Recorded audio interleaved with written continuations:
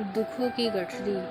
नवीन अपनी परेशानियों से जूझ रहा था। उसे लगता था कि एक अकेला वही संसार का सबसे दुखी व्यक्ति है। सिर्फ उसी के जीवन में तमाम मुसीबतें हैं। उसको भगवान से इस बात की बड़ी शिकायत रहती थी कि भगवान ने संसार के सारे दुख उसके हिस्से दे दिए और फिर सब कुछ भूलकर कानों में रुई लगाकर सो गए हैं। नवीन सोते जागते भगवान से प्रार्थना करता और फिर कभी भगवान को दोष देता तो कभी खुद को कोसता रहता। भगवान है कि न तो विनती सुन रहे थे और न उसके उलाहने। अब नवीन बेचारा करे भी तो क्या करे। एक मुसीबत खत्म होती नहीं कि दूसरी आ जाती। एक दिन उसने सोने से पहले प्रार्थना की, प्रभु मैं आपके सामने कहता कहता थक गया, अब और मिनटों की इच्छा नहीं है। एक अंतिम बार कह रहा हूँ, कृपा करके मेरी प्रार्थना सुन लीजिए। अगर आपको मेरे दुख नहीं मिटाने हैं तो कम से कम इतना तो कर सकते हैं कि किसी ऐसे व्यक्ति के दुखों से मेरा दुख बदल दीजिए जिसके जीवन में मुझसे कम दुख हो।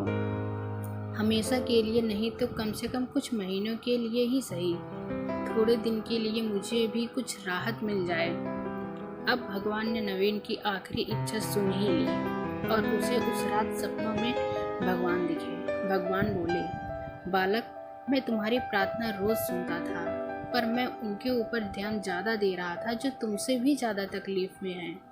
खैर, तुम अपने सारे कष्टों को विस्तार से एक कागज़ पर लिखो, फिर एक गठरी बनाओ और शहर के मुख्य चौराहे पर जाकर उसे टांग कर आ जाओ।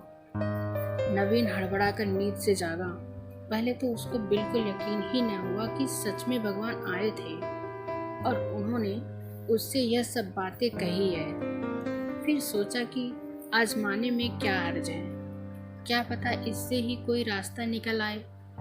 उसने भगवान के दिए आदेश के अनुसार अपनी सारी परेशानियां अलग अलग कागज़ पर लिखी। इतनी परेशानियां लिख डाली कि सच में कागज़ का ढेर खड़ा हो गया और उसे गठरी में ही बांधना पड़ा। अब नवीन ने अपनी सारी गठरी उठाई और पहुंच गया चौराहे पर। लेकिन वहां पहुंचकर चौराहे का नज़ारा देखकर अचंभे में पड़ गया। उसने देखा कि चौराहे पर तो पहले से ही लोगों की लंबी लाइन लगी हुई है जो उसी की तरह अपने अपने दुखों की बड़ी बड़ी गठरी लिए आ पहुंचे हैं।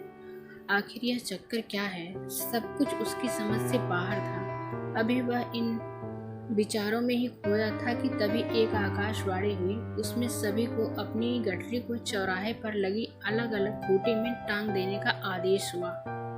वहाँ बेहिसाब खूंटियाँ पहले से ही बनी थी। सभी ने अपनी अपनी गठरी टांगी और फिर ईश्वर के अगले आदेश की प्रतीक्षा करने लगे।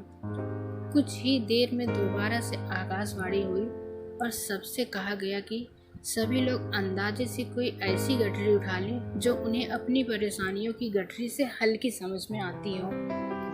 अब उन्हें वही दुख भोगना होगा जो उनकी चुनी हुई गठरी में दर्ज होंगे।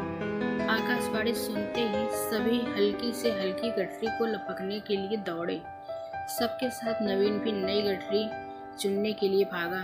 खूंटियों में टंगी समस्त गठरियों को घूरता हुआ वह काफी देर तक अंदाजा लगाता रहा। अब उसे एक डर और था कि कहीं वह कोई ऐसी गठरी ना उठा ले जिसमें पहले से भी ज्यादा दुख हो। अगर ऐसा हुआ तो परेशानियां और भी बढ़ जाएगी और मुझे लेने के देने पड़ जाएं। जीवन तहस नहस हो जाएगा सो अलग। अब उसके मन में तरह तरह के विचार आने लगे। वह सोचने लगा कि कम से कम वह अपने दुखों से भली भांति परिचित तो है और उन्हें झेलने का आदी भी हो गया है। उनके लिए कुछ रास्ते निकालने की शुरुआत भी की है। शायद उसका परिणाम आए तो एकाध दुख कट ही जाए। कहीं ऐसा ना हो कि चुनी गई नई गठरी में दुख और भी ज्यादा पीड़ादायक हो जाए। ऐसे विचारों में खोया वह एक के बाद एक गठरी के सामने से गुजरता, लेकिन तय नहीं कर पाया कि कौन सी गठरी चुनी जाए। उसे यह भी डर था कि कहीं कोई उसकी गठरी ना उठा ले। इसी उधेड़-बुन में फंसे नवीन ने आखिरकार अपनी गठरी ही उठा ली और चल पड़ा। उसने तय किया कि वह अब इन चुनौतियों का मुकाबले पहले से ज़्यादा मजबूती से करेगा। धीरे धीरे नवीन को अपने ही दुख दूसरों से कम होते हुए महसूस हो रहे थे। और उसके जैसे ये भाव वहाँ मौजूद हर व्यक्ति में आ रहे थे। सच में सबको अपना दुख ज़्यादा बड़ा और ज़्यादा पीड़ादायक लगता है।